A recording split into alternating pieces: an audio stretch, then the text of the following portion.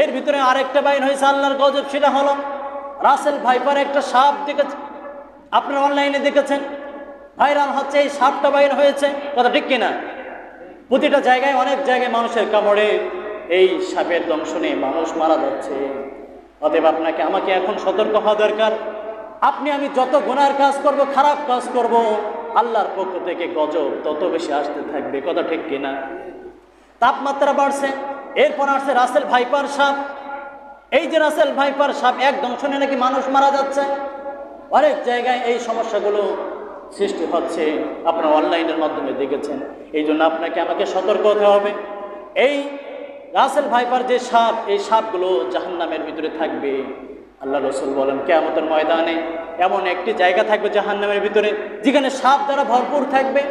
এই সাপগুলো মানুষের দংশন করতে থাকবে, বেনামাজি যারা হবে তাদেরকে এই সাপগুলো দংশন করতে থাকবে।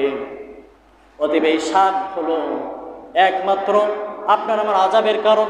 এই জন্য দুনিয়ার জমিনে থাকা অবস্থায় একমাত্র আল্লাহর হুকুম মেনে চলতে হবে, আল্লাহর হুকুম অনুযায়ী জীবনযাপন করতে হবে। একমাত্র আল্লাহকে ছাড়া অন্য কাউকে ভয় করা যাবে না। দুনিয়ার জীবনে যদি আপনি আমি সত্যের উপরে অটল অবিচল থাকি, 5 ওয়াক্ত সালাত আদায় করি, আল্লাহ পাক রব্বুল আলামিন এই তাপমাত্রা সহ, এই যে রাসেল ভাইপার বড় সাপ, এই সমস্ত সব কিছু থেকে আল্লাহ পাক রব্বুল আলামিন অবশ্যই আপনাকে আমাকে মুক্তি দিতে পারেন, কথা ঠিক কিনা? তিনিই মুক্তি দেওয়ার মালিক। আপনি আমি একটা বিপদে পড়লেই তো এদিক ওদিক দৌড়াই, কিন্তু এদিক ওদিক দৌড়ায় যাবেন কই? তিনি যদি ক্ষমা না করেন তাহলে তো ক্ষমা পাবেন না, তিনি যদি মুক্তি না দেন তাহলে তো আপনি মুক্তি পাবেন না। আপনি মনে করেন ওষুধ খালেন রোগের জন্য, এই রোগের ওষুধ খাওয়ার যখন আপনি খান, গলার ভিতরে ঢোকার আগে আল্লাহর কাছে অনুমতি নেয় যে আল্লাহ, আমি যেই ঔষধটা ভিতরে ঢুকছি, আমি কি ভিতরে যে কাজ করব? আল্লাহর পক্ষ থেকে যখন হুকুম হয়, যা ওষুধ ভিতরে যে বান্দাটা ভালো সালাত আদায় করে, সে হক পথে চলে, সত্যের উপরে অটল অবিচল থাকে, যাও কাজ করে তার শরীরকে সুস্থ করে দাও, সকলে বলি সুবহানাল্লাহ। তখন আল্লাহর পক্ষ থেকে এই ওষুধটা ভিতরে যে কাজ করে, সকলে বলি সুবহানাল্লাহ।